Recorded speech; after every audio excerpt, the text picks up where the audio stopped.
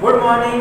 स्वागत है आप सभी का अपनी बायोलॉजी की ऑनलाइन क्लासेस में। जैसा हम जानते हैं, पिछली वीडियोस में हम लगातार आपको कोशिका विज्ञान से संबंधित वीडियोस डाल रहे हैं। पिछली वीडियो के अंदर हमने कोशिका झिल्ली के मॉडल्स के बारे में पढ़ा था, यानी यूँ कहें कि हमने कोशिका का जो पोस्टमार्टम हम कर रहे हैं उसमें कोशिका झिल्ली के मॉडल्स के पोस्टमार्टम किए थे हमने कि वो किस प्रकार बने हुए हैं, किस किस पदार्थ से बने हैं, किस किस वैज्ञानिकों ने इनके मॉडल किए थे। आज हम कोशिका झिल्ली के कार्य अर्थात कोशिका झिल्ली जिसे हम प्लाज्मा झिल्ली भी कहते हैं, वो क्या फंक्शंस करती है, उसके क्या कार्य हैं। तो देखते हैं कोशिका झिल्ली के कार्य, फंक्शंस ऑफ सेल मेम्ब्रेन। तो जैसा हम जानते हैं, सबसे प्रमुख कार्य तो नंबर 1 पर हम कहें तो कोशिका को आकृति और एक निश्चित आकार प्रदान करना। कोशिका झिल्ली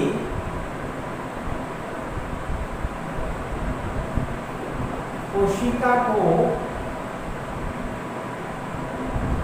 निश्चित आकृति एवं आकार प्रदान करती है।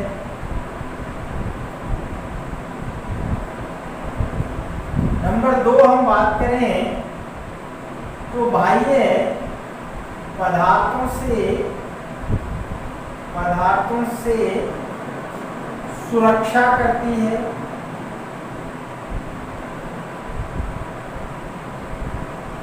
ठीक है, जो कोशिकांग होते हैं उनकी सुरक्षा करती है। ठीक है, नेक्स्ट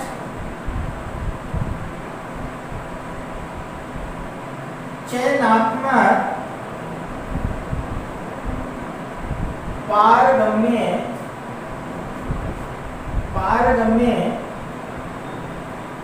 होने के कारण विभिन्न पदार्थों का विभेदात्मक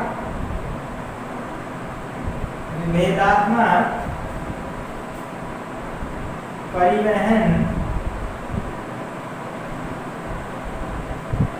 एवं संवहन करती है।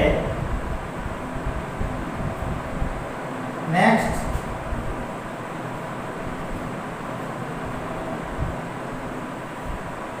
कोशिका झिल्ली निश्चित आकार प्रदान करती है, आकृति प्रदान करती है। ठीक है, बाह्य पदार्थों से सुरक्षा करती है। चयनात्मक पारगम्य, जैसा आपको बताया कि ये विभेदात्मक पारगम्य, तो विभिन्न पदार्थ जो कोशिका झिल्ली से कौन आएगा कौन जाएगा इसकी एंट्री कोशिका झिल्ली देगी चयन करके, इसीलिए चयनात्मक पारगम्य कहते हैं इसको, सेलेक्टिव परमेबल या विभेदात्मक पारगम्य। तो परिवहन कौन से पदार्थ अंदर आएगा कौन सा जाएगा इसका निर्णय कौन करेगी, कोशिका झिल्ली करेगी। राइट, इसके बाद जो परिवहन है, परिवहन वो 2 प्रकार से होता है। परिवहन दो प्रकार का। कौन कौन सा परिवहन है? एक होता है सक्रिय परिवहन जिसको एक्टिव ट्रांसपोर्ट कहते हैं।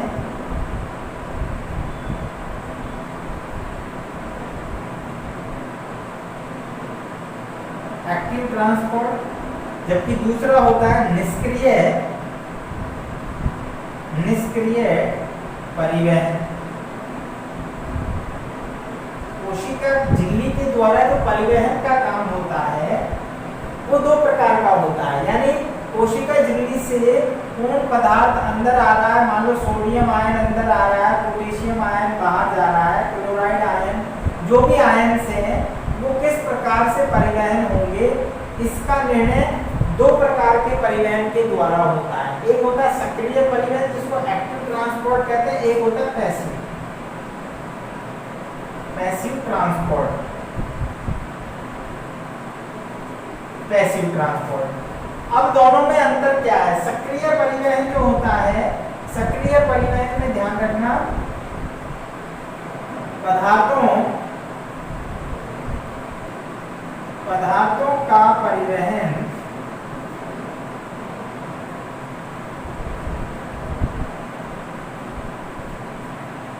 अधिक सांद्रता से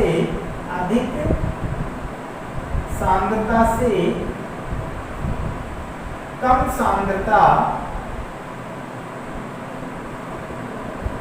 सांद्रता की ओर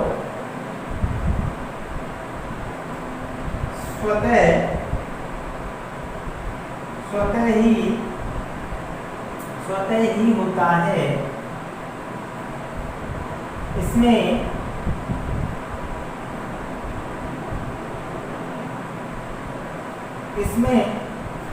सक्रिय परिवहन जो है वो यहाँ पर जो हम परिभाषा लिखी है, ये दरअसल में हमने निष्क्रिय परिवहन की लिखी है, ऊपर हमने सक्रिय परिवहन लिखा है।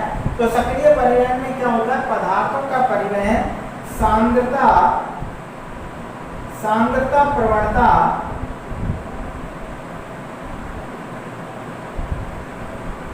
प्रवणता के विरुद्ध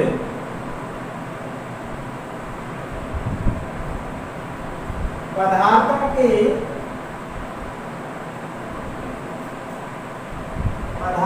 के कम सांद्रता से अधिक सांद्रता की ओर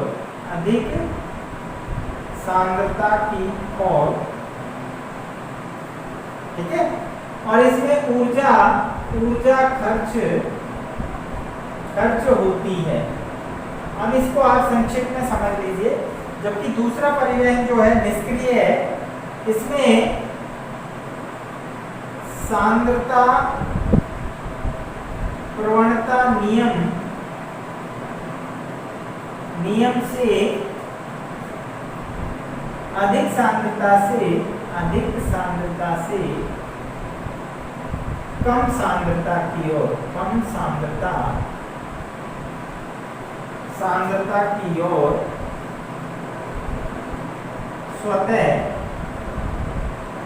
स्वतः होता है,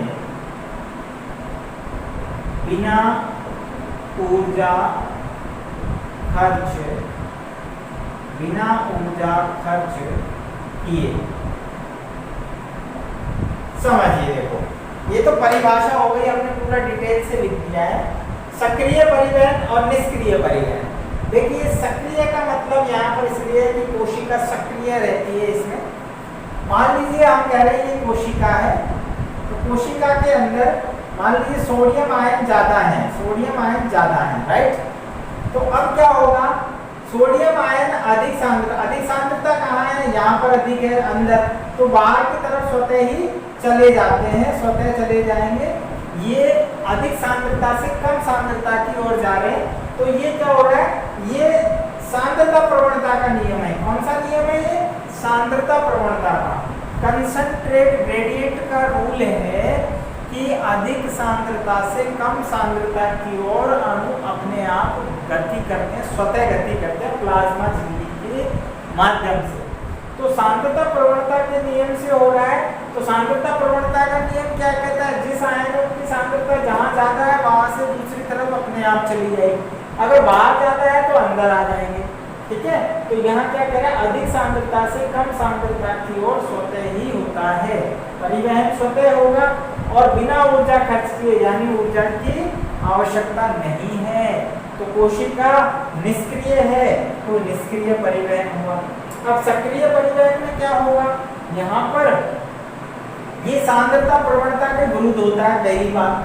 तो सांद्रता प्रवणता के विरुद्ध है, इसका मतलब क्या है? मान लीजिए कोशिका के अंदर सोडियम आयनों की सांद्रता अधिक है, और यदि मान लीजिए सोडियम आयनों की सांद्रता अधिक है और हम चाहें कि अंदर आ जाए सोडियम आयन, तो अंदर नहीं आएगा, स्वतः नहीं आएगा। तो इसके लिए क्या करते हैं? ऊर्जा खर्च करनी पड़ेगी और इसको प्रेशर से पंप के द्वारा लाया जाएगा तो ऊर्जा खर्च करनी पड़ेगी। तो ये सक्रिय परिवहन होगा। तो कहाँ हो रहा है ये? कम सांद्रता से अधिक।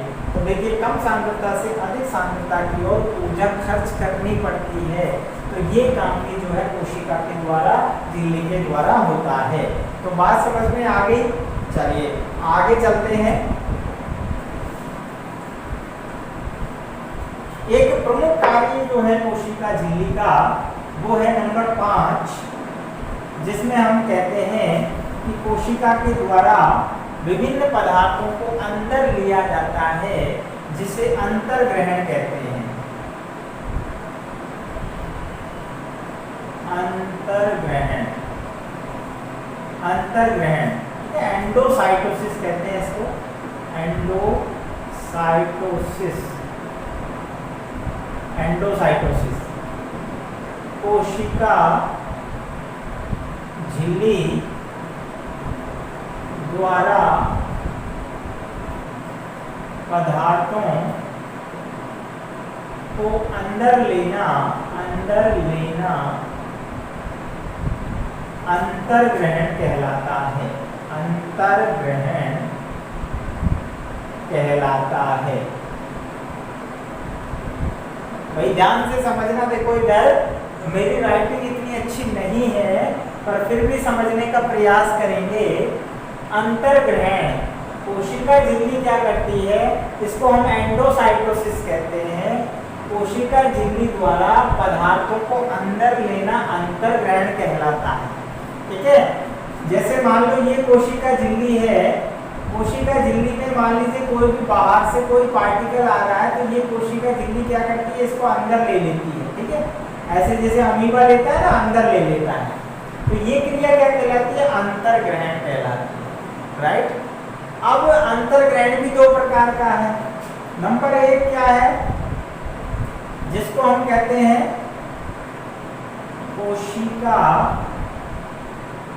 कोशिका पायन, पिनोसाइटोसिस।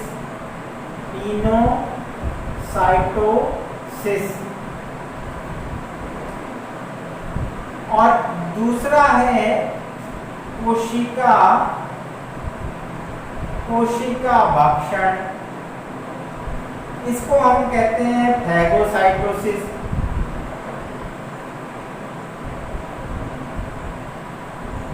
फैगोसाइटोसिस। कोशिका पायन में क्या होता है? तरल पदार्थों का अंतर्ग्रहण, तरल पदार्थों का अंतर्ग्रहण। जबकि फैगोसाइटोसिस में क्या होता है? ठोस पदार्थों का अंतर्ग्रहण। बात समझ में आई? तो यहाँ हमने देखा कि कोशिका पायन और कोशिका भक्षण दो प्रकार का अंतर्ग्रहण किया जाता है कोशिका झिल्ली के द्वारा। यदि मान लीजिए ये जो पदार्थ जिसको अंदर लिया जा रहा है कोशिका झिल्ली के द्वारा, अगर ये तरल पदार्थ है तब तो वो क्रिया कहलाएगी कोशिका पायन या पिनोसाइटोसिस। यदि मान लो ये ठोस पदार्थ है तब ये क्रिया कहलाएगी फैगोसाइटोसिस, यानी ठोस पदार्थों का अंतर्ग्रहण, फैगोसाइटोसिस या कोशिका भक्षण कहलाता है। आपने देखा होगा हमारे शरीर में जो WBC होती है, WBC होती है ना, श्वेत रक्त कणिका, व्हाइट ब्लड कार्पल्स, रक्त में होती है जो हमारे शरीर में लड़ने का काम करती है, प्रतिरक्षा का काम करती है। आजकल बार बार इम्यूनिटी शब्द कहते हैं कि भाई जिसकी इम्यूनिटी अच्छी होगी उसको कोरोना कुछ नहीं कहेगा, क्योंकि इस समय वर्तमान जो है परिप्रेक्ष्य के अंदर देखें तो पूरे वर्ल्ड के अंदर कोरोना महामारी फैली हुई है। तो कोरोना क्या है? एक वायरस है। तो हमारी WBC क्या करती है? हमारे शरीर में जो WBC है वो प्रतिरक्षा मजबूत करती है। और जैसे ही मान लो कोई बाहर से पार्टिकल आया, मान लो ये कोरोना वायरस है, तो ये वायरस आया तो इसको क्या करेगी? ये अंदर ले लेती है और धीरे धीरे क्या करती है? निगल जाती है और इसका भक्षण कर लेती है। तो आप देख रहे हैं कि ये क्रिया क्या कहलाई? कोशिका भक्षण। क्योंकि ये कोशिका है, बी सी, श्वेत रक्त कोशिका, यानी श्वेत रक्त कणिका जो है एक कोशिका है, तो कोशिका बाहर की तरफ झिल्ली की तरह इसके बाहर भी कोशिका झिल्ली है, यूनिट मेम्ब्रेन जैसा बताई थी सभी कोशिकाओं में भी होती है। तो ये झिल्ली क्या करती है, ये बाहर से जो वायरस है इसको क्या करेगी, ये निगल जाएगी। तो ये क्रिया क्या हुई, कोशिका भक्षण, फैगोसाइटोसिस। तो हमारी WBC वायरस का भक्षण करती है, इसके चारों ओर जो भी वायरस आया उसको ऐसे निगल जाती है, अंदर से एक वो बनाएगी खांच और ये निगल जाती है, इसका भक्षण कर देती है, इसको नष्ट कर देती है। अब बताओ वायरस नष्ट हो गया तो हमारे शरीर को कोई नुकसान नहीं होगा, लेकिन अगर ये वायरस घातक है तो ये WBC कमजोर पड़ जाती है, हम कहते हैं हमारा प्रतिरक्षा तंत्र कमजोर हो गया और हम बीमार पड़ जाते हैं। तो यही सिस्टम होता है हमारे शरीर में। तो आप देखिए ये भी कोशिका झिल्ली का कार्य है, कोशिका भक्षण। यदि तरल पदार्थ को अंदर लेना है तो ये पिनोसाइटोसिस कहलाता है, ठीक है। तो ये अंतर्ग्रहण हुआ। इसी प्रकार से एक कार्य होता है नंबर 6, यहाँ लिख देता हूँ, नंबर 6 पर है बहिक्षेपण। बहिक्षेपण या कोशिका बहिर्लयन, कोशिका बहिर्लयन।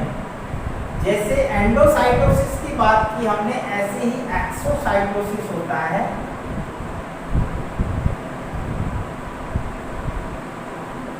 यानी जब कोशिका किसी पदार्थ को अंदर लेती है तो इसी प्रकार से कुछ पदार्थों को बाहर भी निकालती है। तो बाहर किसको निकालेगी, उत्सर्जी पदार्थ, उत्सर्जी पदार्थ या स्रावी पदार्थ, स्रावी पदार्थ।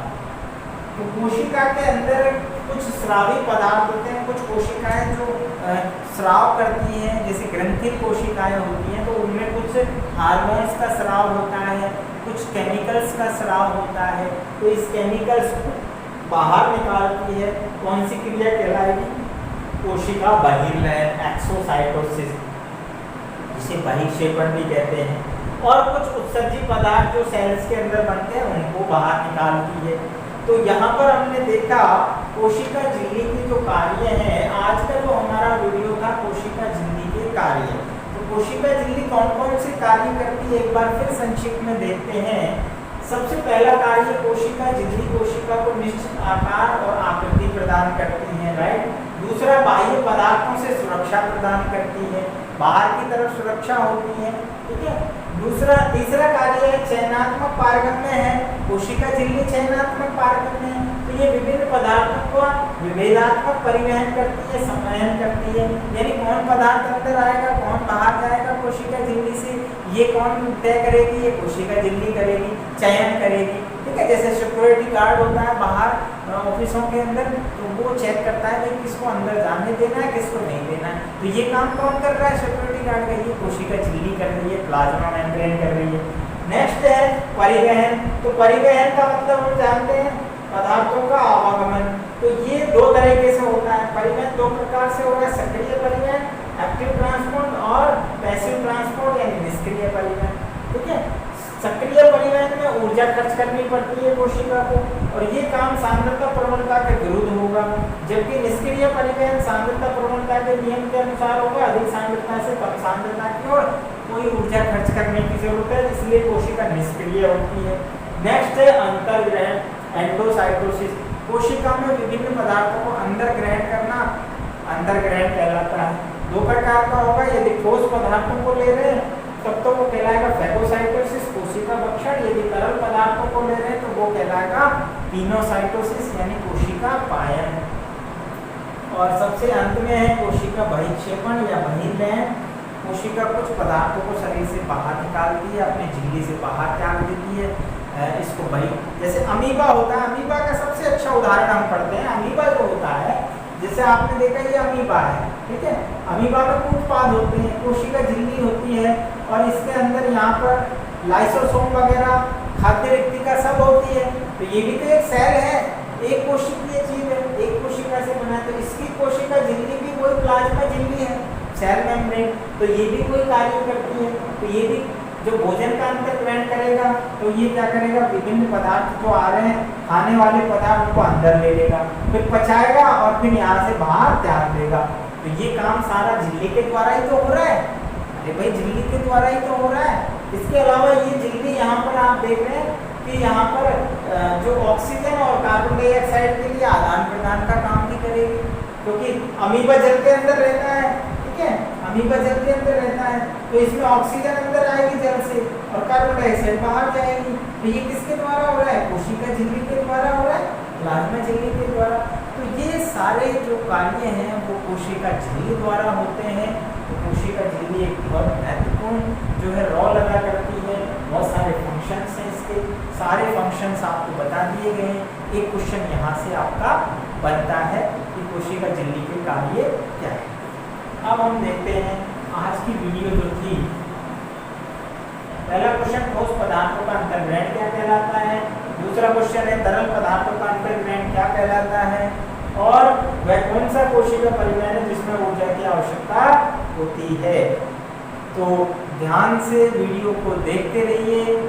अगर वीडियो समझ में नहीं आ रहा है तो पॉज करिए, वापस से दोबारा देखिए, ठीक है, बार बार देखिए जब तक क्लियर नहीं हो जाता।